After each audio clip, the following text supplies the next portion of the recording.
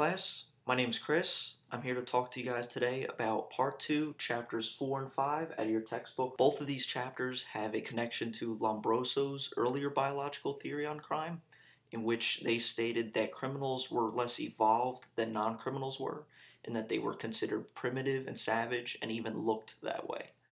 So as you'll recall, Lombroso's theory was discredited when research failed to find that criminals differed from non-criminals in terms of the various physical features that he listed. As a result, these biological theories fell out of favor for many years afterward, paving the way for more sociological theories. Recently, however, some criminologists have criticized the exclusive focus of many of these crime theories, which deal purely with the environment. They argued that these individuals may in fact differ from one another in ways that influence the likelihood of crime. These differences, they say, may be partly biological. So back to these two chapters which I covered today. Chapter 4 outlines some of these broader biological factors. Chapter 5 describes certain individual traits that may contribute to crime. Chapter 5 also reads more like a research study in that it has methods, data, results, and a discussion at the end. Okay, so Chapter 4 is entitled Does the Body Tell? Biological Characteristics and Criminal Disposition. It is written by David Rowe, and it begins by stating that questions have always been raised regarding the mechanisms by which genes and biological harms affect personality traits. Rowe argues that genetic and biological factors may affect individual traits through their impact on the central nervous system and the autonomic nervous system, which acts as a control system which operates below the level of consciousness. So essentially, the autonomic nervous system controls things such as heart rate, digestion, respiratory rate, salivation and perspiration, urination, and even sexual arousal. Some aspects of this research focuses on chemical messengers or neurotransmitters such as serotonin and the hormones that help regulate sex drive and responses to stressors. Other research looks at correlates of nervous system activity such as heart rate, skin conductance, and brain activity, and you will see later that these three elements kind of form the essence of this particular article. So Rowe begins his argument by proposing that the prefrontal cortex could mediate genetic influence on criminal disposition if it is the genes that affect the functioning of this brain region. He cites previous studies done on ADHD, which have implicated this region as well, and thus Rowe believes that perhaps deficits in this prefrontal cortex may reduce the ability to plan and reflect on one's actions. So Rowe refers to these two abilities as an individual's executive function. Thus, impaired executive function implies impulsive or disorganized behavior, according to Rowe. Tests measuring the executive functioning of individuals have been devised previously. One notable example is the delay of gratification test, which is a computer program which presents a signal for a 40% chance of winning a nickel, or the participant has the option to wait an additional 14 seconds for an 80% probability of winning the nickel. This test showed that the psychopathic offenders picked the immediate rewards more often than the non-psychopathic offenders did. Rowe, however, proceeds to cite 5 types of biological tests for determining criminal dispositions in individuals. These included blood and saliva tests, serotonin tests, heart rate tests, skin conductance tests, and brain anatomy and functioning tests. Rowe first asks, can criminal disposition be detected with a simple blood or saliva test? 2 studies have examined the relationships between social integration and the association between testosterone level and crime in Vietnam veterans. Testosterone is the hormone which determines the male sex of a fetus carrying the Y chromosome, and it also carries powerful physiological effects and is strongly associated to masculinity. Rowe first cites a study done in 1990 by Dabbs and Morris, which illustrated that testosterone crime association was stronger in those veterans whose social integration was weaker. The study used crime data and recorded testosterone levels in some 4,000 Vietnam-era veterans, and they found that higher T values predicted many antisocial behaviors, including aggressive ones. The association was stronger in lower-class men than in middle-class men, and among the lower-class men, a higher testosterone level almost doubled the risk of crime. These findings suggest that testosterone levels interact with the social context. It may be a more potent cause of criminal disposition in a lower class environment. Jackson and Rowe also explored testosterone and crime links in a study done in the year 2000. They noted that the association between testosterone and aggression was more consistent for adults than for adolescents, possibly because of the influence of puberty on adolescent hormone levels. They also found that estradiol, a close related female hormone, was related to female aggression, although there has been a general neglect of the study of female hormone crime links. Perhaps serotonin levels could also be measured to determine any links to crime. Serotonin is a chemical involved in neurotransmission in the brain. It is the transmission of messages, essentially. It originates in cells in a particular region deep inside the brain, and it crosses the small gap or synapse between cells and binds to the receptor proteins of the receiving cell. Since serotonin cannot be measured directly without risking brain damage, two indirect methods are used here. One, measuring the levels of serotonin metabolite SM, or two, measuring the amount of serotonin itself inside of blood platelet cells. A consistent association has been found between low cerebral fluid SM levels and suicidal impulses, suicide attempts, and completed suicides. According to a study by Fuller in 1996, SM levels are also lower in violent criminals. In 1998, Moffitt and her team used general population sample instead of a sample of psychiatric patients. The study consisted of 781 21-year-old men and women, all born the same year in New Zealand. They measured the serotonin levels in blood platelet cells, and they used criminal convictions and self-reports to measure violence.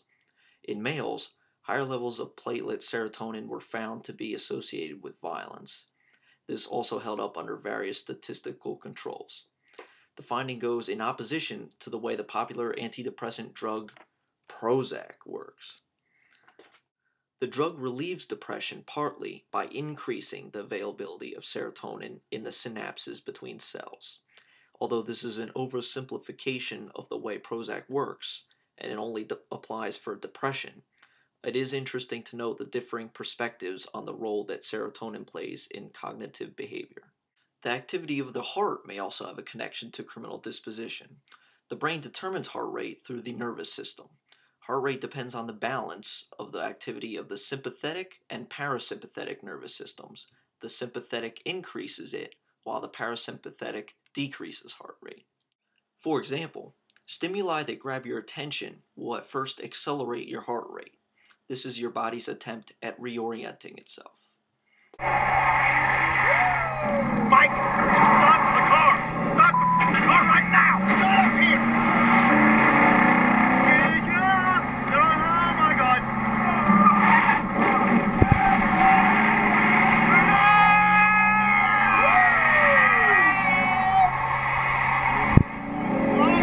Oh God! Take us back! Just take us back! Oh no, please, Tony! You all right over there, Steve? Oh, you're an idiot! I'm gonna kill you! In 1993, Rain summarized 14 different studies on resting heart rate and crime relationships. Heart rate was measured from simple pulse counting to sophisticated electronical instruments. The association between low heart rate and criminal disposition was found in both American and English samples and in both males and females. All studies found a lower resting heart rate to be associated with a higher rate of crime. This study was particularly robust because it was held across samples drawn from different populations and over different heart rate measures they used. Studies following individuals throughout their lives have also produced similar findings.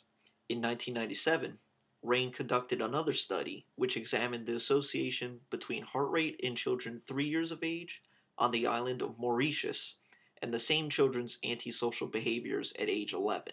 This study produced many interesting findings. Those children with lower heart rates were rated as more aggressive than those with higher rates. Children with lower heart rates at 3 years old also had about twice the prevalence of aggression at age 11. The aggression group averaged about 7 fewer heartbeats per minute than the low aggression group. And lastly, Heart rate predicted aggressive acts more strongly than non-aggressive forms of delinquency. Rowe also cites skin conductance as a possible indicator of criminal disposition. Skin conductance is measured by recording how much the fingers sweat. As sweat leaks from pores in the skin, it carries ions or charged particles that permit an electrical current to flow. Skin conductance is then measured by testing the electrical resistance across wires attached to two fingers, like this. The evidence for skin conductance is more mixed overall than the other methods mentioned, however. Psychopaths and antisocial individuals tend to have a weaker resting skin conductance response when being tested. With them, there is much less sweating and less electrical current flowing. Not every study finds this relationship, however. The differing results depend on subtle changes in the testing conditions. Eysenck and Gudjonsson in 1989 hypothesized that a lower state of arousal in the brain may be an underlying factor for both a weaker skin conductance and a lower heart rate amongst some offenders. The mildly threatening situation of a medical test would fail to raise their heart rates. They believe that to compensate, these individuals seek out activities that are intrinsically arousing to them. In other words, crimes equals arousing acts. For a person with normal levels of brain arousal, however, such acts would increase mental arousal to such an intolerable level that acts would be psychologically aversive. But for a person of low brain arousal, i.e., offenders, the same increase of arousal would be pleasantly stimulating and rewarding. In other words, crime is a self-medication to them. This theory does have its limitations. It hardly links physiology to criminal disposition specifically, and it fails to answer the question as to why a particular individual then turns to crime rather than to adventure. It is thus an incomplete theory.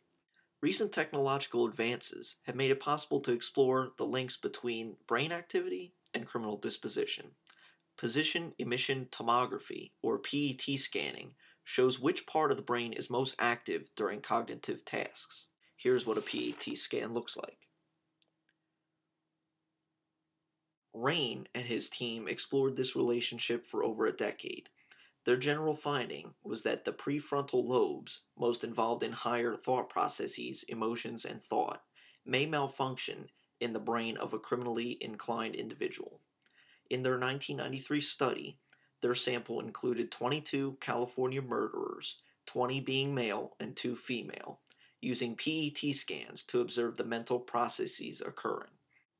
Schizophrenics showed lower than normal activity in the parietal and temporal lobes. Murderers, however, were no different than the control group in their parietal and temporal lobe activity levels. One murderer didn't fit this pattern notably.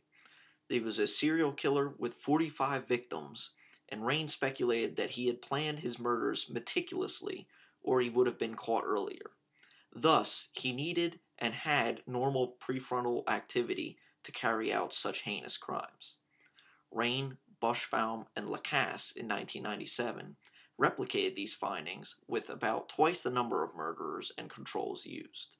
So as we know early on, phrenologists had looked at physical features such as large jaws and big noses that would absolutely classify someone as criminal back then. Rowe even admits that the goal of these phrenologists was highly unrealistic based solely on appearance. So in this chapter, Rowe seeks to propose more substantiated biological theories based on measurable physiological traits. It is important to note that with any single biological test, the identification of criminal disposition is even still likely to be poor.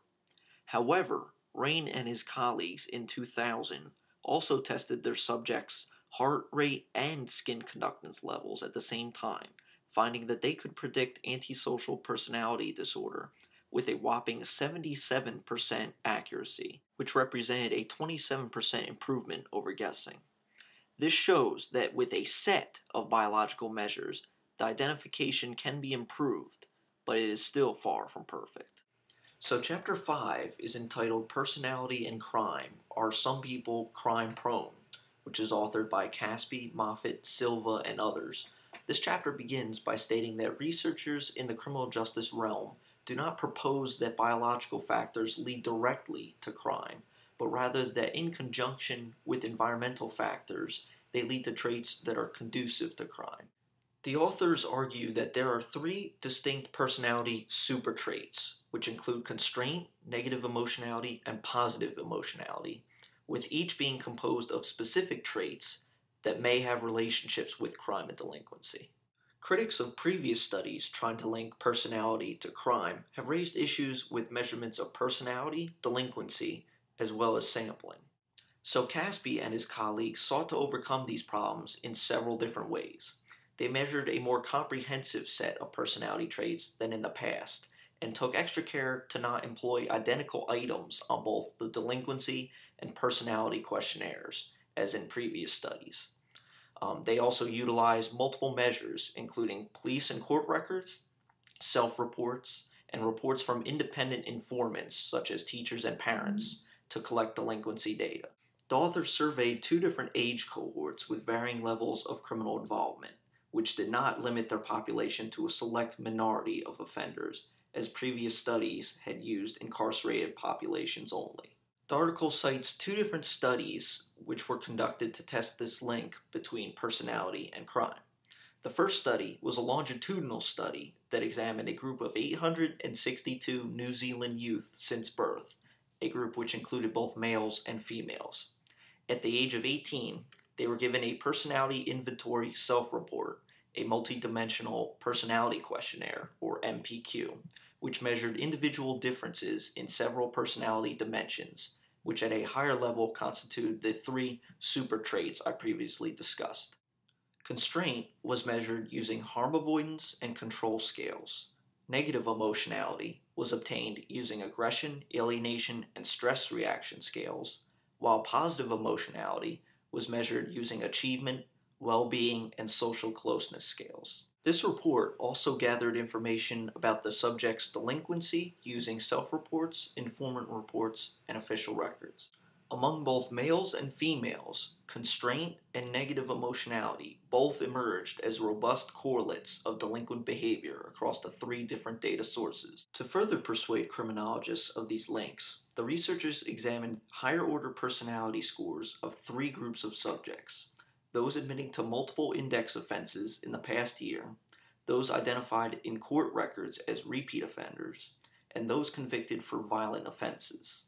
These analyses produce similar results to the personality correlates of other antisocial activities, suggesting that these personality traits may be linked to minor and severe antisocial acts alike. The results also suggested that young men and women engaging in delinquent acts were more likely to feel betrayed and used by their friends, and to become easily upset and irritable. Greater delinquency participation was associated with a unique trait configuration in the end: greater negative emotionality and low constraint.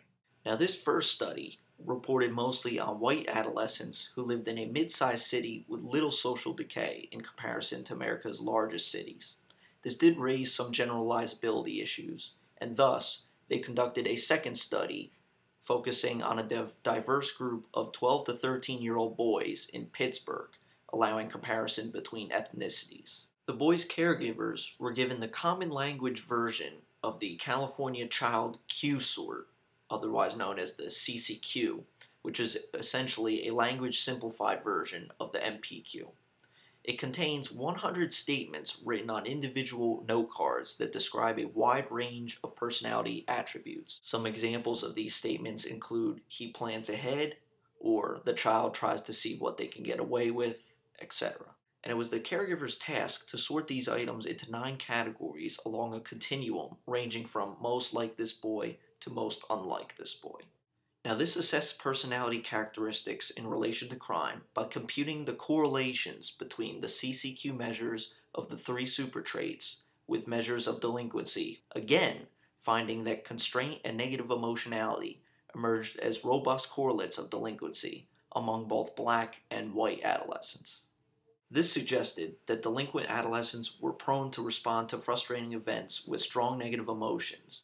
Other negative correlations with constraint suggested that delinquent adolescents were likely to be impulsive, danger-seeking, and rejecting of conventional values. Positive emotionality, again, was not associated robustly with delinquent behavior. Ultimately, these two studies revealed that individual differences in personality are in fact correlated consistently with delinquency. The same pattern of personality correlations was repeated consistently throughout these studies. The authors obtained these correlations in different countries using different age cohorts across genders and across races. They also obtained these correlations when they measured personality both with self-reports and with caregiver reports as well. So how might negative emotionality and constraint actually lead to crime? The authors state that individuals showing these traits may misconstrue events in a biased way, perceiving threats in the acts of others and menace in the hardships of everyday life. In low constraint individuals, they say, negative emotions may be more easily translated into action. In other words, they may be quick on the draw. The authors then attempt to pinpoint the exact origins of these two traits. They state that harsh, inconsistent disciplinary practices and a chaotic home environment have been shown to predict future aggression. Family dynamics can also affect one's level of constraint, they say.